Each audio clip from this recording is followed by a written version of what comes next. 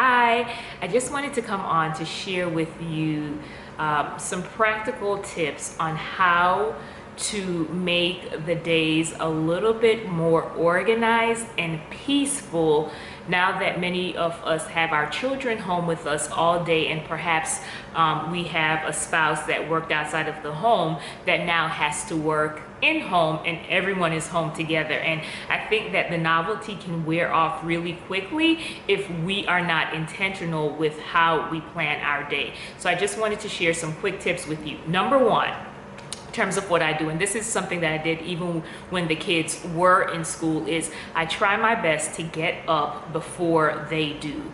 And this has proven to be extremely helpful. When I get up before they do, I'm able to accomplish so much, so that when they get up, I am able to just really fully tune into them and not see them as a distraction for what I really want to do. So when I get up in the morning, I try to get up 2 hours or an hour before they do, because it's just sometimes very difficult when we're all getting up together, and that just really throws me off. So when I first get up, I have my quiet time with the Lord, and that is what just really helps me to set the tone for the day. And I handle making schedules for the day, and sometimes I'll even go ahead and start cooking if the time is there and I get up early enough, and I just handle whatever business, respond to emails, to texts,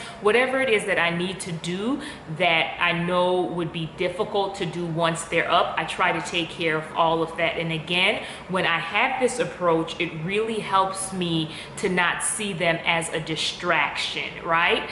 When they actually get up. And it's not to say that I always am able to do every single thing, but it's just good to get a lot of it out of the way before they actually get up. So that means that you have to be disciplined to and go to bed at a decent hour, and not think, oh, we're all off now, so let's just stay up all night and watch movies. Like, we watch family movies some nights since we've been off, but we are deliberate about picking the starting the movie at a decent hour, so that we're not up until midnight or whatever, because it just throws everyone off in the mornings. So that leads into number 2, which is make a schedule.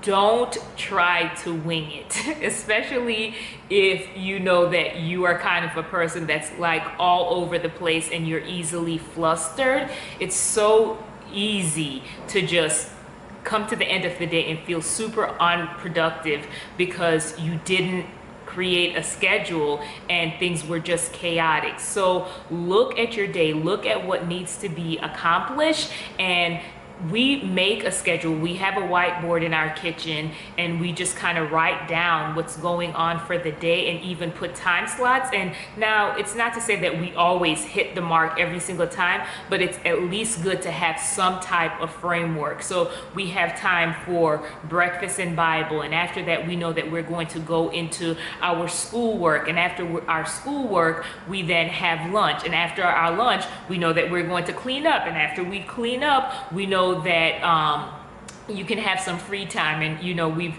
tried to do some movement over here, so we may have some type of gym, PE type activities with them, and we may incorporate some type of art projects, whether it's painting. But the children know that there's a schedule, and with that we also schedule in time for technology, because I think it's so easy to just sit all day and veg and plop the kids in front of a screen. Resist the temptation to do that. Yes, that's the easiest thing to do, but that's not the best thing to do. So we try to have specific times where they have technology time, and after that we're done, right? And then we have dinner and we just kind of wind down. And I think that this is, even though it's not the best circumstance, it's such a great opportunity to just bond together as a family. So if you're not used to sitting and having dinner together, make good of this time and schedule that in. The next tip is this, and for some people they may be like, oh, it's not that big of a deal, but for me it is. I try to encourage the children and even myself, when you get up, we're not lounging in pajamas all day. Like, get up, put on clothing, even if you're not going anywhere, it just kind of helps to get you going. And I don't want to make it seem like I'm, mama, like, hardcore over here. There are days where, we may say, oh, it's pajama day, but it's not something that we do every single day. So I just encourage you, it just kind of helps. Get up, get dressed, and it doesn't matter if you're not going anywhere. It just helps you to feel wonderful when you actually have clothing on and not just lounging in pajamas all day. The next tip is to be mindful of what you're feeding your children and yourself during this time. Resist the temptation to go out because everybody's panicking and buy a whole bunch of processed food and feed it to your children. It's going to impact their mood, which when their mood is impacted, it's going to impact your mood because they're going to drive you crazy and get on your nerves all day, right? So be mindful of not panicking and saying, oh, I gotta go and buy all this processed food. Now that you have the time, and forgive me, I'm assuming that everyone has the time, but if you have the time, get in the kitchen, prepare home-cooked meals, and invite the children in the process, right? And if you want ideas of just different things that you can prepare, you can click on the link above, and I put together a video of some ideas of things that I do for my own household. And I just want to be careful because I have to keep on saying this. We don't do it perfectly all the time, but I try my best. So I want to just give you some suggestions. You don't have to do it like I do it. Take my suggestions, tweak it, and make it your own. But just be mindful to not just feed them sugar and all this processed food during this time off, because yes, it may be quick and easy, but it can create more issues for you in the long run, because as we know, what we eat does impact our attitude and our behavior.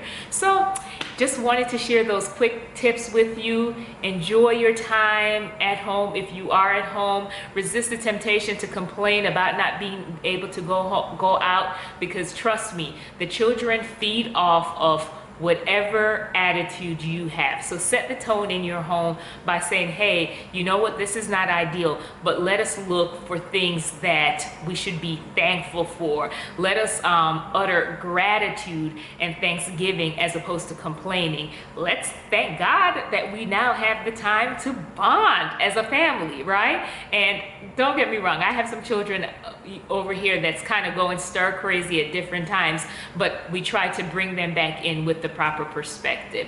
All right, that is all I have for you. Leave any tips in the comment section that in terms of what you may be doing to help in this very interesting time. All right, you be blessed.